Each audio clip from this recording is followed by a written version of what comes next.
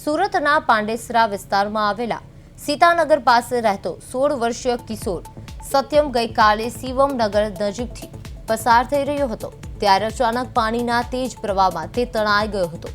થોડે દૂર એક જાગૃત નાગરિકે તેનો પગ પકડીને મહા મુશ્કેલીએથી પાણીમાંથી બહાર ખેંચ્યો હતો।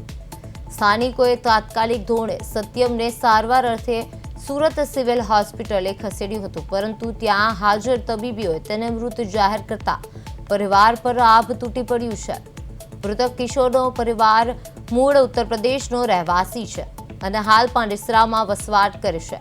આ ઘટનાને પગલે સમગ્ર વિસ્તારમાં ભારે અરેરાટી સાથે એસએમસી સામે ભારોભાર રોષ જોવા મળી રહ્યો છે। સ્થાનિકોએ આક્ષેપ કર્યો છે કે એસએમસીની ઘોર બેદરકારી અને ખુલ્લી ગટરો તેમજ યોગ્ય લાઇનિંગના અભાવે આ નિર્દોષ બાળકે જીવ ગુમાવ્યો પડ્યો છે, જ્યારે હાલ હોસ્પિટલ પરિસરમાં કરુણ દ્રશ્યો સર્જાયા છે અને પોલીસે અકસ્માતે મોતનો ગુનો નોંધી આગળની કાર્યવાહી હાથ ધરી છે।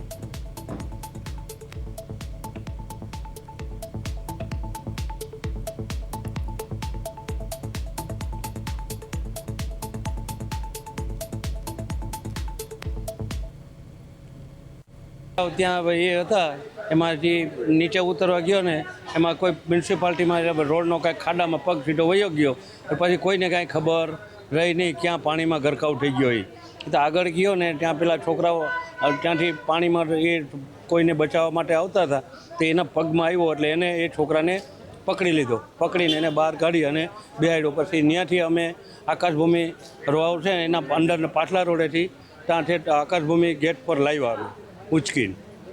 કઈ જગ્યાએ આ પાંડેસરા ગામ આકાશ રોડ શિવમ